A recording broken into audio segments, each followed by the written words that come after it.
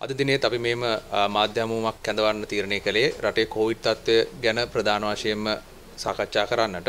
ඒත් එක්කම මේ කොවිඩ් තත්ත්වය මර්ධනයේදී කොවිඩ් වසංගත තත්ත්වය මර්ධනයේදී වැදගත් වන අංග කීපයෙන් එකක් විදිහට අපිට මේ එන්නත්කරණය ගැන අපි හඳුන්වලා දුන්නා. නම් එන්නත්කරණය ගැන කතා කරනකොට ඊයේ දිනේදී අපි වාර්තාගත විදිහට සෞඛ්‍ය අංශ වලින් එන්නත්කරණ යාන්ත්‍රණයෙන් COVID-19 සඳහා එන්නත් 3,37,445ක් 3,37,445ක ප්‍රමාණයක් ලබා දීලා තියෙනවා එන්නත්. ඒක වාර්තාගත තත්ත්වයක්. දිවයින පුරා ඒ වගේ ප්‍රමාණයකින් අපිට එන්නත් ලබා දෙන්න හැකියවීම ගැන මෙතනදී අපි මතක් කරන්න ඕනේ අත් වශයෙන්ම රජයේ වෛද්‍ය නිලධාරීන් සංගමේ මූලික මැදිහත් වීමක් ඇතුව අපේ අරමුණ තිබුණේ මේ අපි ලබා දුන්න රජයේ වෛද්‍ය සංගමය සහ සෞඛ්‍ය අමාත්‍යාංශය ලෝක සෞඛ්‍ය සංවිධානයේ ගයිඩ්ලයින්ස් වලට අනුකූලව අපි ලබා දුන්න එන්නත් කරන වැඩපිළිවෙලේ තියෙන අපගේ අරමුණු හැකි ඉක්මනින් ළඟා කර ගැනීම තමයි අපේ බලාපොරොත්තු වෙන්නේ. ඒ අරමුණු ළඟා කර ගැනීම මගින් ඒ අත්වන සුබසිද්ධිය ඒ අත්වන සාර්ථකත්වය රටේ ජනතාවට ලබා දීලා රටේ ජනතාව හැකි ඉක්මනින් මේ COVID-19 තත්ත්වයෙන් මේ මරණ සංඛ්‍යාව අඩු කරලා ආරක්ෂිත ස්ථානයකට අරන් එන එක තමයි අපේ තියෙන ප්‍රධානම පරමාර්ථය. ඉතින් මේ ප්‍රධානම පරමාර්ථය සාර්ථක කර ගැනීමේලහ තිබුණු වැදගත්ම අංගකයක් වන එන්නත් කරන යාන්ත්‍රණයේ තිබුණු යම් වේගයේ මදිපාඩුකම් රජයේ වෛද්‍ය නිලධාරී සංගමය විසින් මධ්‍යම කාරක සභාව විසිනුත් තීරණයක් ලබා ගැනීමෙන් සියලුම ඒ කියන්නේ පර්යන්ත රෝහල් ඒ කියන්නේ ඩිවිෂනල් හොස්පිටල්ස් දිස්ත්‍රික් රෝහල් මූලික රෝහල් ජාතික රෝහල් ශික්ෂණ රෝහල් මේ සියලුම රෝහල් මට්ටමයටත් මේ එන්නත්කරණය පුළුල් කරලා සෞඛ්‍ය වෛද්‍ය නිලධාරී කාර්යාල වලින් සිදුවන එන්නත්කරණයට අමතරව ඉතුරු රෝහල් වලටත් කලින් සඳහන් කරපු ගණේ රෝහල් වලටත් අපි එන්නත්කරණය යාන්ත්‍රණය පුළුල් කරලා ඉතාමත් ලොකු අපසරයකින් යුතු උදාහරණයක් විදිහට අපි කලින් කිව්වක් වගේම බස්නාහිර පළාතේ විතරක් එන්නත්කරණය සිදු කරන ස්ථාන 135ක් අපි ඇති කරලා තිබ්බා. ඒ මගින් ජනතාවට කිසිම ගැටලුවක් නැතුව හැකි ඉක්මනින් තමන්ගේ එන්නත් මාත්‍රාව ලබාගෙන ඒ ඕනම තැනකින් අදාළ පළාතට අනුකූලව එන්නත ලබාගෙන ඉක්මනට රස්තියාදුවකින් තොරව වැඩේ කරගන්න හැකියාවක් තිබුණා. ඒකත් එක්කම අපි මේ එන්නත් කරන යාන්ත්‍රණය තවත් ඉක්මන් කිරීමට දිවයින පුරා අනෙකුත් අපගේ ශාඛා සමිතිවල දායකත්වයක් අරගෙන ඒ ශාඛා සමිති මගින් අදාළ රෝහල් වල එන්නත්කරණය සඳහා විශේෂ කවුන්ටර් ඇති කර ගනිමින් ඒ එන්නත්කරන යාන්ත්‍රණය හැකි උපරිම වේගයකින් ශීඝ්‍ර මට්ටමින් මේ වන්කට කරගෙන යමින් පවතිනවා. ඒකේ ඊටමත් සාර්ථක ප්‍රතිඵලයක් ලෙස අපිට මා ඉහත කීවාක් මෙන් 3,37,445ක එන්නත් ප්‍රමාණයක් අපිට ඊයේ දවස් ඇතුළත ලබා දෙන්න පුළුවන් වුණා. ඒක ලොකු ජයග්‍රහණයක් විදිහට අපි දකිනවා. ඇත්තටම අපි ඒක ජනතාව වෙනුවෙන් ජනතාවට ලබා දුන්න හොඳ ප්‍රතිඵලයක් විදිහට අපි මේ විදිහට නිහතමානී ලෙස සතුටු වෙනවා. ඒ සම්බන්ධව ඒකත් එක්ක ඉතින් අපි ඉදිරියටත් මතක් කරන්න ඕනේ මේ එන්නත් කරන යාන්ත්‍රණය අපි දිවයින පුරාම මේ සියලුම රෝහල් අපි සඳහන් කරපු රෝහල් දිස්ත්‍රික් රෝහල් වලට ඉහළින් තිබෙන අනිත් සියලුම රෝහල් සහ සෞඛ්‍ය වෛද්‍ය නිලධාරී කාර්යාල එකමුතු කරගෙන මේ වෛද්‍යවරුන් සහ සෞඛ්‍ය කාර්ය මණ්ඩල හැකි උපරිම ධාරිතාවයක් ලබා දීලා මේ එන්නත්කරණ යාන්ත්‍රණය හැකි ඉක්මනින් සම්පූර්ණයෙන්ම ඒ ජනතාවට එන්නත්කරණය ලබා දීමේ අරමුණ වෙත ගෙන යන්න අපි සූදානමින් කටයුතු කරනවා. ඊටමත් උද්‍යෝගයෙන් මේ වෙනකොට රට පුරාම ඒ සම්බන්ධව කටයුතු කෙරමින් පවතිනවා. ඉතින් දිගටම මේ සම්බන්ධව කටයුතු සාර්ථක විදිහට සිදුවෙන බව අපිට ජනතාව වෙත සතුටින් දැනුම් දෙන්න පුළුවන්. ඒකත් එක්කම අපි මේ අවස්ථාව වෙනකොට තව කාරණයක් මතක් කරන්න කැමතියි. මොකද දැන් මේ රටේ පවතින තවදුරටත් ඇතිවලා තියෙන විවිධාකාරයේ ගැටලු නිසා අපගේ ප්‍රධාන මේන් ફોකස් එක කියන්නේ ප්‍රධාන විදිහට අපි ටාගට් කරගෙන ආපු මේ COVID-19 කියන වසංගත තත්ත්වය නැවත වතාවක් අපේ අවධානයෙන් ගිලිහිගෙන යන තත්ත්වයකට පත් වෙලා තියෙනවා. ඒක බොහොම අවාසනාවන්ත තත්ත්වයක්. මොකද මොන ගැටලු තිබුණත් අපි ඒ ගැටලු විසඳගෙන ඒකත් සමග මේ අවධානය යොමු කරගන්න ඕනේ මේ COVID-19 රෝගී තත්ත්වය පාලනය කරගන්න එක ගැනත්. එතකොට මෙතනදී අපිට ප්‍රධාන වශයෙන් මතක් කරන්න ඕනේ මේ දැනට පවතින්නේ අපිට ලොකුම ගැටලුව වෙලා තියෙන්නේ මේ ඩෙල්ටා ප්‍රභේදය ලංකාවට පැමිණලා ලංකාව ඇතුලේ ඩෙල්ටා ප්‍රභේදය දැන් පැතිරී යාමට පටන් අරන් තියෙනවා. ඒ සම්බන්ධව අපිට තොරතුරු වාර්තා වෙනවා විවිධ ප්‍රදේශ වලින් ඩෙල්ටා ප්‍රභේදය ආසාදනය වුණු රෝගීන් හමු වෙනවා කියන එක. ඒකත් එක්කම අපිට අන්තර්ජාතික වශයෙන් ලෝකතලයේ දත්ත ගත්තට පස්සේ අපිට පේනවා මේ ප්‍රස්ථාරය මට දක්වන්න පුළුවන් මේ ප්‍රස්ථාරයේ ලකුණු කරලා තියෙන විදිහට ලෝකයේ ඇතුලේ විවිධ රටවල් වල තියෙන විවිධ මේ ප්‍රභේද වර්ග හඳුනා ගැනීමේ ආකාර කොයි ප්‍රභේදයේද වැඩිපුර ප්‍රමාණයක් ඒ රට ඇතුලේ තියෙන්නේ කියන එක සරලව කිව්වොත් දක්වලා තියෙන ආකාරයට මෙන්න මේ යම් රටවල් කීපයක අපි සංසන්දනයක් කරලා තියෙනවා. මේ උදාහරණයක් විදිහට මේ ලානිල් පාට තීරුවෙන් පේනන්නේ මේ ඩෙල්ටා ප්‍රභේදය මේ දවස්වල කතිකාවතකට ලක්කනේ ප්‍රභේදය ඊශ්‍රායලයේ ගත්තාම 99% ඩෙල්ටා ප්‍රභේදය තමයි පැතිරලා තියෙන්නේ. ඒකත් එක්කම ශ්‍රී ලංකාවේ 10%ක අගයක් තමයි පේන්නේ ඩෙල්ටා ප්‍රභේදය පැතිරලා තියෙනවා. මේ තද නිල් පාටින් තියෙන 81%ක් ඇල්ෆා ප්‍රභේදය 9%ක් කියලා අපි දක්වලා තියෙන්නේ වෙනත් ප්‍රභේද. ඊළඟට නවසීලන්තයේ 70%ක් ඩෙල්ටා ප්‍රභේදය. ඊළඟට එක්සත් රාජධානියේ 98%ක් ඩෙල්ටා ප්‍රභේදය. ඇමරිකා එක්සත් ජනපදයේ ඇතුළත 88%ක්, ඉන්දියාවේ 81%ක් මේ ආදී වශයෙන් ප්‍රතිශතයක් විදිහට ගත්තට පස්සේ ඩෙල්ටා ප්‍රභේදය හඳුනාගෙන නැති ආකාරය. එතකොට ඒ ආකාරයෙන් තමයි මේ රටවල් වල ඩෙල්ටා ප්‍රභේදය හඳුනා ගැනීම සහ හඳුනාගෙන ඇති ආකාරය අපිට ඉදිරිපත් කරන්න පුළුවන්. මෙතනදී අපි පෙන්වලා දෙන්න ඕන යම් කාරණයක් තියෙනවා. අපි දිගින් දිගට මේකත් සඳහන් කරා. ශ්‍රී ලංකාවේ ඩෙල්ටා ප්‍රභේදය හඳුනාගෙන තියෙන ප්‍රතිශතයත් එක්ක ගත්තාම දැන් තියෙන සමස්ත මට්ටමින් 10%ක් විතර ආසාදන ප්‍රමාණයක් තමයි ඩෙල්ටා ප්‍රභේදය නිසා සිදු වෙලා තියෙනවා කියලා හිතන්නේ. ඇත්තටම අපිට මේ 10%ද මේ ඩෙල්ටා ප්‍රභේදය තියෙන්නේ කියලා ලංකාවේ කියන යම් ගැටලුවක් මතුවෙනවා. මොකද මේ ප්‍රමාණය අපිට ගෝචර වෙන්නේ මේ ප්‍රමාණය අපි තීරණය කරගන්නේ හඳුනාගන්නේ අපිට තියෙන පරීක්ෂා කිරීමේ පහසුකම් මත. ඒ පරීක්ෂා කිරීමට ඇති විද්‍යාත්මක පහසුකම්, ඒ ලැබ් පහසුකම් සහ ඒ අදාළ සියලුම වෛද්‍ය රසායනාගාර එක්ක එතකොට මේ විශේෂඥ වෛද්‍යවරු ඊළඟට මේ සම්බන්ධ විශේෂඥයන් මේ සම්බන්ධව තියෙන අපි ඇති කරලා තියෙන මධ්‍යස්ථාන මේ හඳුනා ගැනීමට ඇති කරලා තියෙන පහසුකම් වැඩි දියුණු කිරීමත් එක්ක තමයි අපිට සාකච්ඡා කරන්න පුළුවන් මේ ප්‍රභේදය ඇත්තටම 10%ක් වගේ ප්‍රමාණයක් දඳුනගෙන තියෙන්නේ කියලා කියන එක. මොකද නමුත් අපි දිගින් දිගට ප්‍රකාශ කරපු ආකාරයට මේ 10%ට වඩා මේ ප්‍රමාණය වැඩි වෙන්න පුළුවන්. මොකද අපිට ඇත්ත වශයෙන්ම ලංකාවේ මේ වෙනකොට ප්‍රමාණවත් මට්ටමේ පරීක්ෂණ පහසුකම් පරීක්ෂා කිරීම, ඒ පර්යේෂණ කිරීම, ඒ රිසර්චර්ස් කිරීමේ හැකියාවක් සහ ඒ සම්බන්ධව සම්පත් මේ වෙනකොටත් ස්ථාපනය වෙලා නැහැ. ඒ සම්බන්ධව අපි දිගින් දිගටම මාධ්‍ය ප්‍රකාශනවලදී ප්‍රකාශ කරා. තවත් ශ්‍රී ජයවර්ධනපුර විශ්වවිද්‍යාලය වගේ ඒ වගේ තවත් ස්ථාන කීප 3-4ක්වත් අඩුම තරමේ හඳුනාගෙන ස්ථාපනය කරන්න මේ කරන පරීක්ෂණ ප්‍රමාණය වැඩි කරන්න.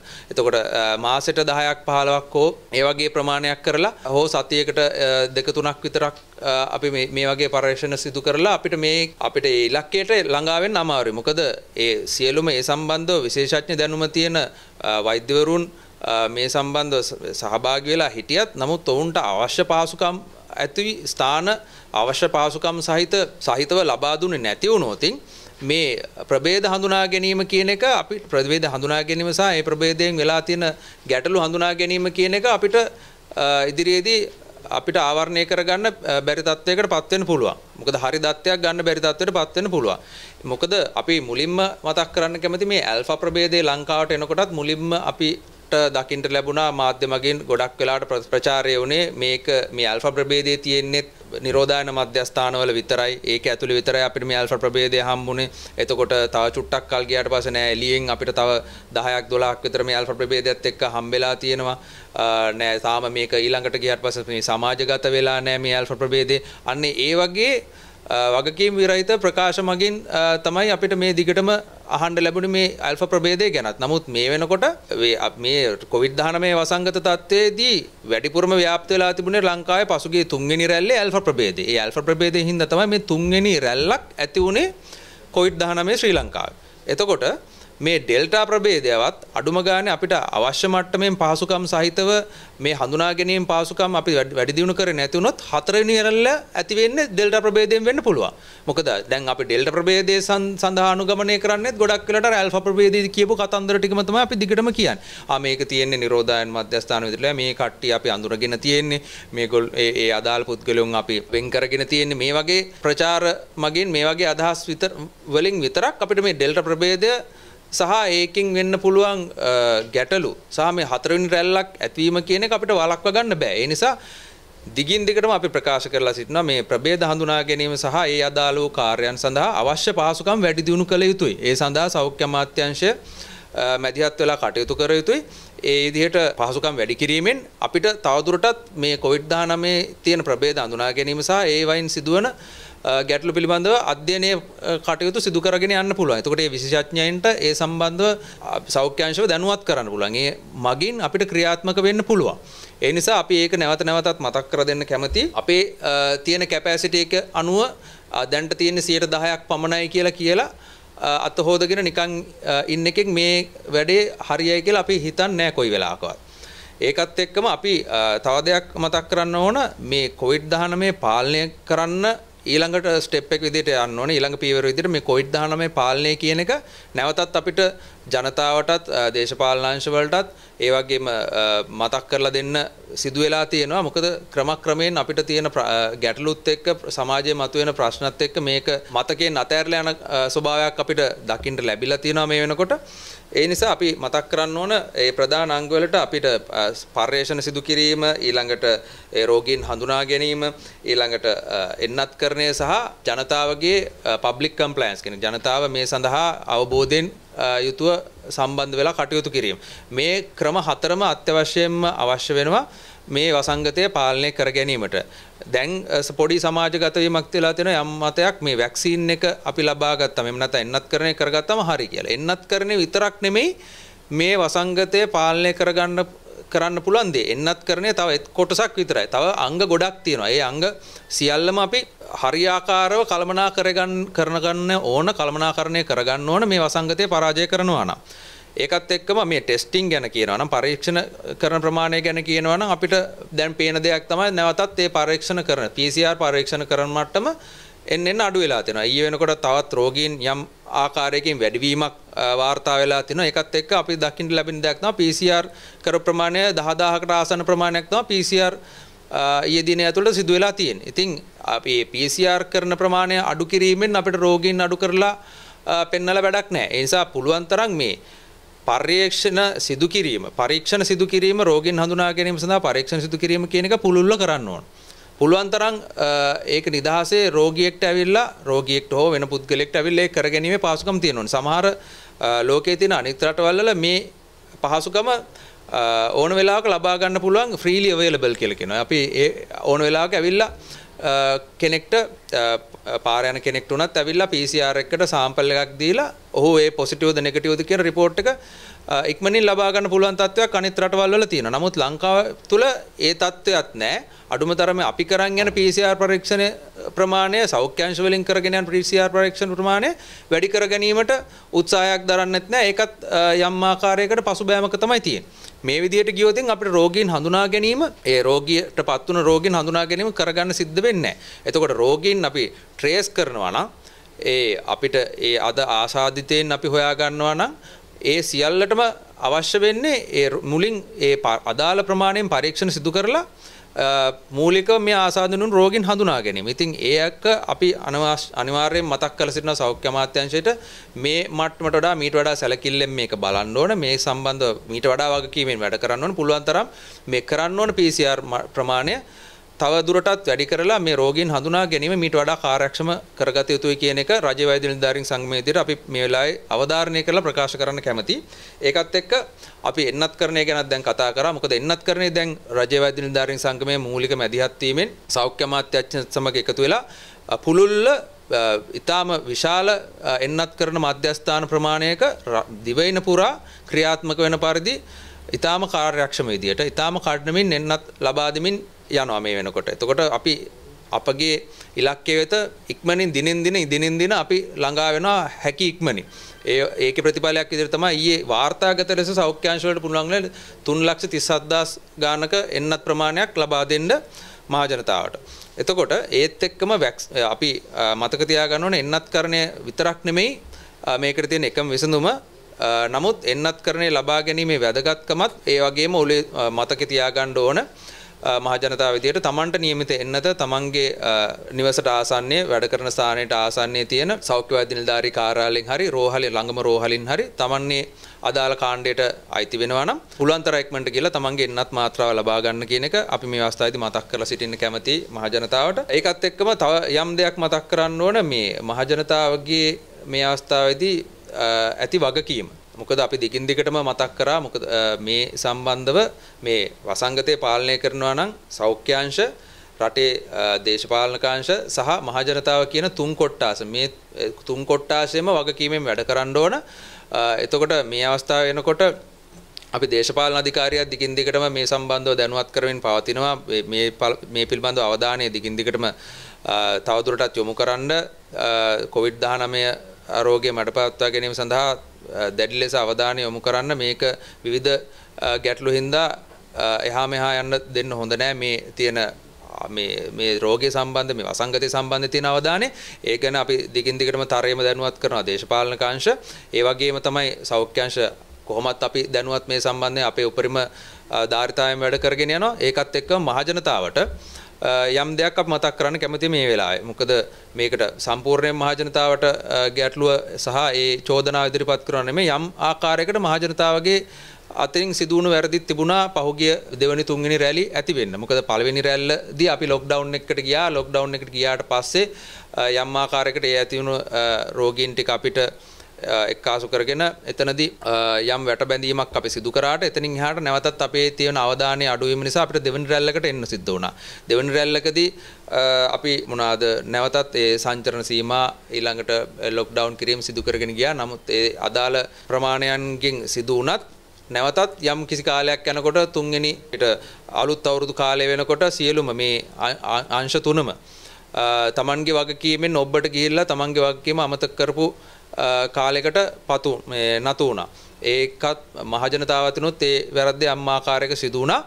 මොකද අපි දැක්කා දිගු පෝලිම් වල මේ අවුරුදු කාලේ ඉඳගෙන කඩ සාප්පුවල ගොඩක් එකතු වෙමින් කටයුතු කරපු නිසා අපිට තුන්වෙනි රැල්ලකට ඇතිවීම මග පෑදුනා. තුන්වෙනි රැල්ලක් ඇති වෙලා තියෙනවා. නමුත් දැන් ආපහු දැන් තුන්වෙනි රැල්ල ඇතුළෙත් අපි සංචරණ සීමා ඇති කරලා විවිධාකාර උපක්‍රම කරගෙන මේ රටේ ආර්ථිකයත් සෞඛ්‍යයත් දෙකම කළමනාකරණය කරගෙන වැඩ කටයුතු කරගෙන යන අවස්ථාවක ඉඳලා දැන් අපි ක්‍රමයෙන් සංචරණ සීමා ලීල් කරගෙන එනවා මේ මොහොත වෙනකොට. නමුත් අපිට දැන් ආපහු පේන්න තියෙන්නේ සමාජයට බැස්සහම සමාජයට ආවහම ජනතාව තවදුරටත් යම් කිසි වගකීම් විරහිත ආකාරයේ වැඩ කරන තත්ත්වයක් දැන් පේන්න තියෙනවා. අපි නැවතත් අපේ මේ තියෙන COVID-19 කියන බැරෑරුම් තත්ත්වය අමතක කරලා වැඩ කරන ආකාරයක් අපිට පේනෙන්න තියෙනවා. ඒ නිසා අපි මෙතනදී අවධාරණය කරන්න ඕනේ මේ අංශ තුනේම එකට ඉඳලා කටයුතු කරන එකේ වැදගත්කම සහ අවබෝධයෙන් කටයුතු කිරීමේ වැදගත්කම.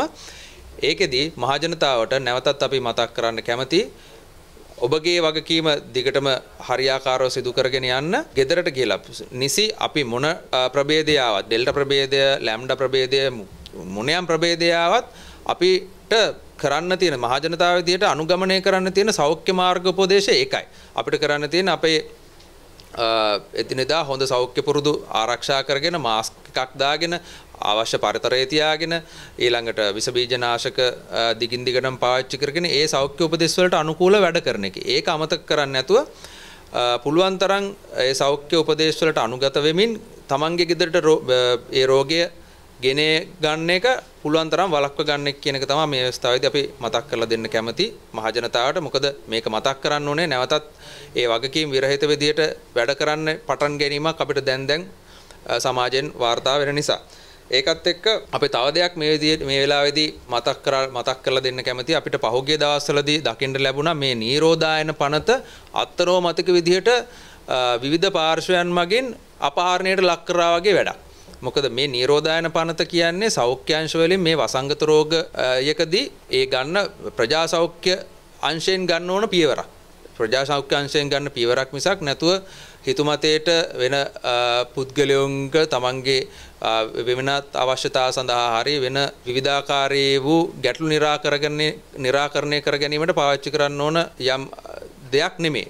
ඒ නිසා මේ නිරෝධායන පනතේදී විශේෂයෙන්ම අපි ඉල්ලන්නේ මේ සියලුම දෙනාගෙන් රටේ පාලන තන්ත්‍රයෙන් ජනතාවගෙන් සියලුම දෙනාගෙන් අපි කාරුණිකව ඉල්ලා සිටින මේ සම්බන්ධව ජනතාවගේ තියෙන විශ්වාසය නැති වෙන තැනට මේ වැඩේ කටයුතු කරන්න එපා. මේක අරන් යන්න එපා. නිරෝධායන පනත පිළිබඳව ජනතාවගේ තියෙන විශ්වාසය නැති නොවන තැනට වැඩ කරන්න අපි හැමෝම වග බලා ගන්න ඕන. ඒ නිසා මේ නිරෝධායන පනතත් අවභාවිතා කරනවා නම් යම් අවස්ථාවකට එතනදී ඒ සම්බන්ධව ඒ අවභාවිතාව නොවන විදිහට වැඩ කටයුතු කරන්න සියලු දෙනා වග බලා ගන්න කියලා අපි සෞඛ්‍ය අංශ වලටත් මේ අවස්ථාවේදී මතක් කරලා දෙන්න කැමතියි.